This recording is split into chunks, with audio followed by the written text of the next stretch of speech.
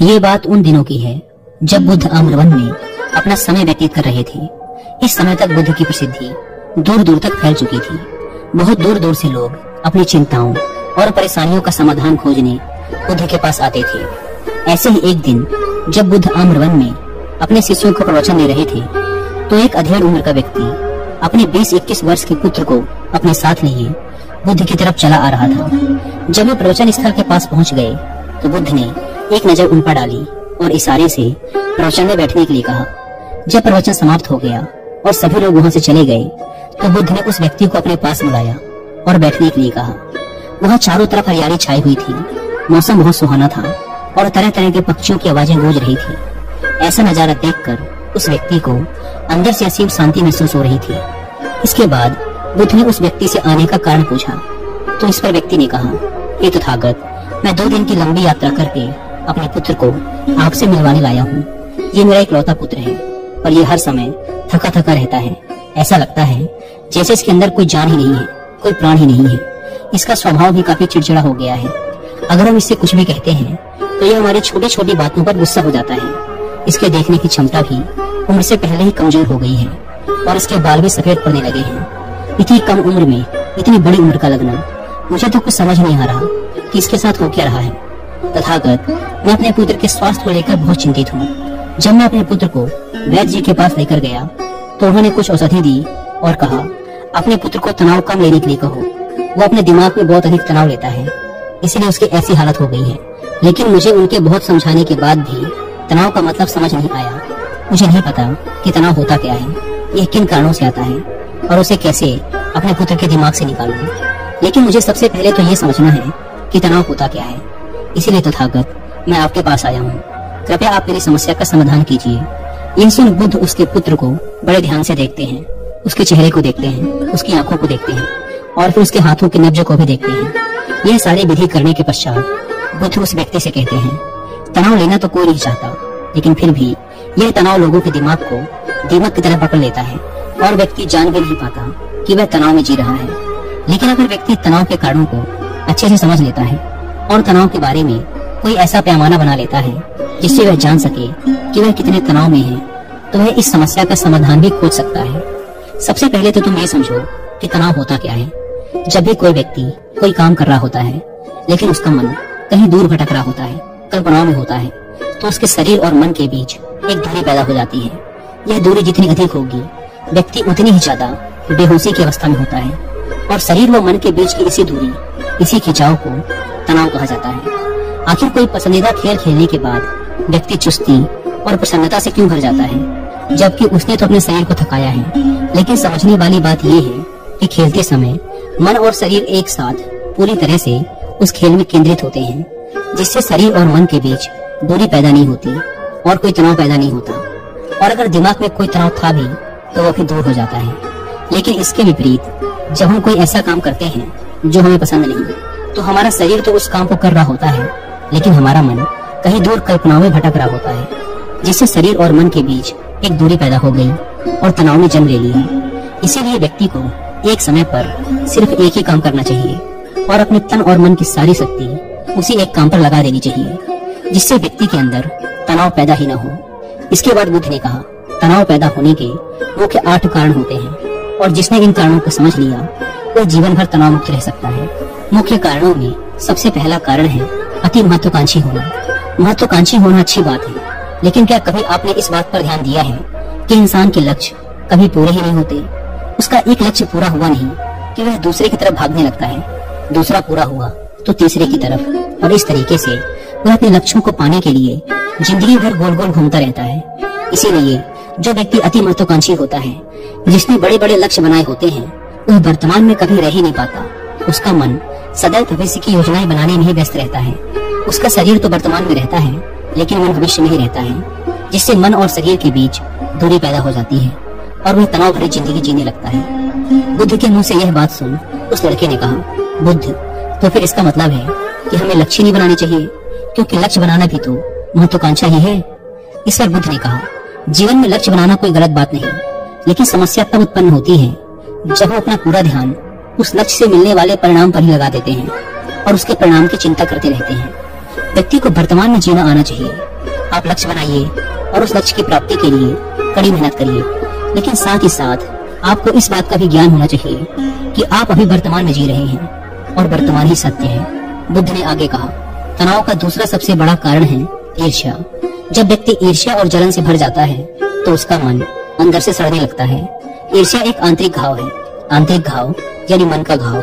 व्यक्ति के शरीर का घाव तो भर सकता है, लेकिन मन का घाव कभी नहीं भर सकता। इसीलिए व्यक्ति को दूसरे की खुशी और तरक्की से कभी ईर्ष्या नहीं करनी चाहिए, क्योंकि ईर्ष्या तनाव का कारण है। इसके बाद बुद्ध ने तनाव का अगला कारण बताते हुए कहा कि अरुचिपूर्ण काम करने से भी मन में तनाव पैदा होता है। जो काम करना हमें पसंद ही नहीं है, जिस काम में हमारी रुचि ही नहीं है, उस काम में हमारा मन लगे नहीं पाएगा।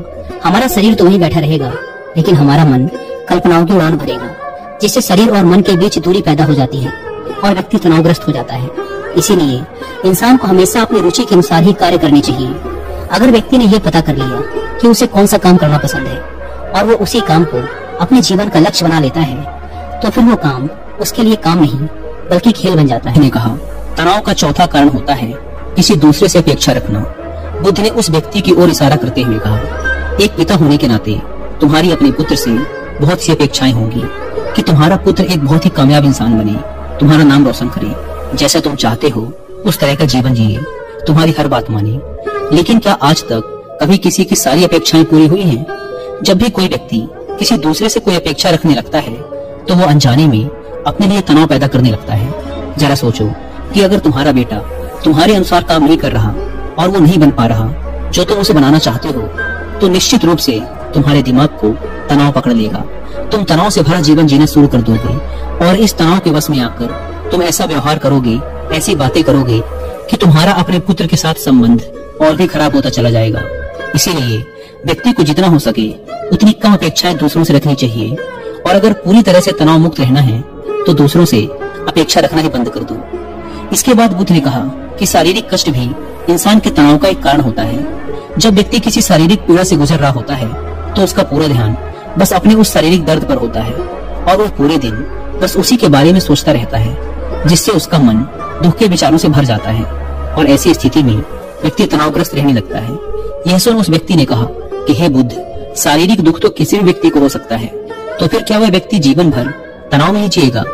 इसका जवाब देते हुए बुद्ध ने कहा कि इंसान को यह बात समझनी चाहिए कि हमारा जीवन दुखों का आधार है। जैसे जैसे हमारा जीवन आगे बढ़ता है, इसमें दुख आते हैं, बीमारियां आती हैं और फिर अंत में मृत्यु भी आती है। तो बीमारियां इंसान के जीवन का अभिन्न अंग है, कोई इनसे बच नहीं सकता। बस किसी किसी के जीवन में ये समय से पहले आ जाती हैं, तो किसी के बाद में, पर आती सबको है। जब इंसान का मन इस बात को अच्छे से समझ लेगा तो फिर वह अपनी बीमारी के बारे में सोच सोच कर ज्यादा तनाव नहीं लेगा, क्योंकि ये हमारे जीवन का अभिन्न हिस्सा है। और इसके लिए व्यक्ति को शारीरिक रूप से भी अभ्यास करते रहना चाहिए।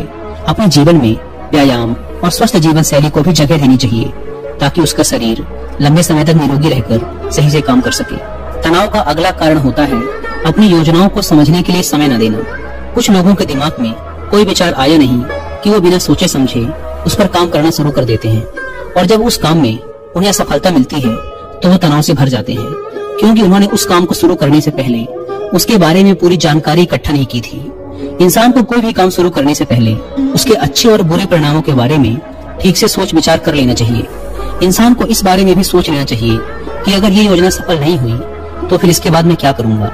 इसीलिए व्यक्ति को अपनी योजनाओं को ठीक से समझने के लिए पूरा समय देना चाहिए, ताकि बाद में उस योजना की वजह से तनाव पैदा न हो। तनाव का सातवां सबसे बड़ा कारण होता है टाल मटोल करना, आज के काम को कल पर टालना। आप लोगों ने ये कहावत तो सुनी ही होगी कि आलस्य ही इंसान के शरीर का सबसे बड़ा शत्रु है। इंसान आलस्य की वजह से आज के काम को कल के लिए टाल देता है और फिर काम को टालना उसकी आदत बन जाती है। काम को कल पर टालने वाले व्यक्ति का काम कभी भी समय पर पूरा नहीं हो पाता, और अगर किसी तरह से पूरा हो भी जाता है तो वह उतना अच्छा नहीं हो पाता जितना अच्छा उसे किया जा सकता था, और फिर ये बात व्यक्ति के अंदर तनाव पैदा करती है। लेकिन काम को टालना या काम को एकदम अंत समय पर करना एक आदत है, इसीलिए व्यक्ति ना चाहते हुए भी बार बार अपनी इस आदत का शिकार बन जाता है और काम को टालता रहता है। और फिर जब काम की समय सीमा पास आ जाती है तो वह तनाव से भरकर काम को पूरा करने का प्रयास करता है। इसीलिए तनाव मुक्त रहने के लिए व्यक्ति को काम को टालने की आदत छोड़नी पड़ेगी, और ये तभी संभव है जब व्यक्ति काम को समय से पहले खत्म करने का निश्चय करे। सबसे आखिरी और सबसे प्रमुख कारण जो तनाव का होता है वो है ज्यादा सोचना। लगातार सोचते रहना भी एक बीमारी है और यह उस व्यक्ति में सबसे ज्यादा पाई जाती है जो कपोल कल्पनाएं करता है, जो अतीत की घटनाओं और भविष्य की बातों के बारे में सोचता रहता है, जो बेवजह के अनुमान लगाता रहता है। इसीलिए व्यक्ति को ज्यादा सोचने की आदत पर लगाम लगाना चाहिए। इसके लिए उसे जितना हो सके खुद को काम में व्यस्त रखना चाहिए और हर दिन ध्यान का अभ्यास करने को अपने जीवन का हिस्सा बना लेना चाहिए। बुद्ध के मुंह से यह सारी बातें सुनकर उस व्यक्ति ने हाथ जोड़कर कहा, बुद्ध, मेरा पुत्र तो अभी मात्र 20 वर्ष का ही है और इसमें अभी इतनी समझ भी नहीं है कि यह आपकी बताई सारी बातों का एक साथ पालन कर सके। आप कृपया करके तनाव मुक्त रहने का कोई आसान सा तरीका बता दें जिससे मेरा बेटा उसका अनुसरण भी कर सके और तनाव मुक्त भी रह सके। उस व्यक्ति की यह प्रार्थना सुन बुद्ध ने कुछ सोचते हुए जवाब दिया, अगर तुम इतनी सारी बातों का पालन नहीं कर सकते तो इसके लिए एक बहुत ही आसान विधि है। तुम एक बार में एक काम को करने पर ध्यान लगाओ। तुम जो भी काम कर रहे हो उस समय पर सिर्फ उसी काम को करो, सिर्फ उस पर ही अपना पूरा ध्यान लगाओ। और अगर तुम्हारा मन इधर उधर भटक जाता है तो जैसे ही तुम्हें याद आए उसे वापस फिर उसी काम में लगा दो। ये सबसे आसान और अच्छा तरीका है तनाव मुक्त रहने का। जब तुम भोजन करो तो उस समय सिर्फ भोजन ही करो, उसके पूरे स्वाद का आनंद लो, उसे अनुभव करो। जब चलो तो अपना पूरा ध्यान सिर्फ चलने में लगा दो। इससे तुम्हारा मन और तुम्हारा शरीर दोनों एक जगह पर केंद्रित रहेंगे। दोनों के बीच दूरी पैदा नहीं होगी जो कि तनाव का मुख्य कारण होती है। दोस्तों, आज की युवा पीढ़ी एक ही समय पर 2-2, 3-3 काम करने की आदी हो चुकी है, जैसे फोन पर बात करते हुए गाड़ी चलाना, खाना खाते हुए टीवी देखना या फोन चलाना।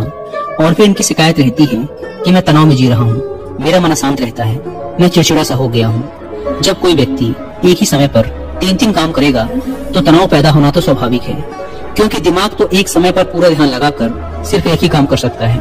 पूर्ण रूप से एक ही समय पर 2 कामों पर ध्यान कभी नहीं लग सकता। इसीलिए जहाँ तक संभव हो सके एक समय पर सिर्फ एक ही काम करने का प्रयास करें, वो भी पूरे ध्यान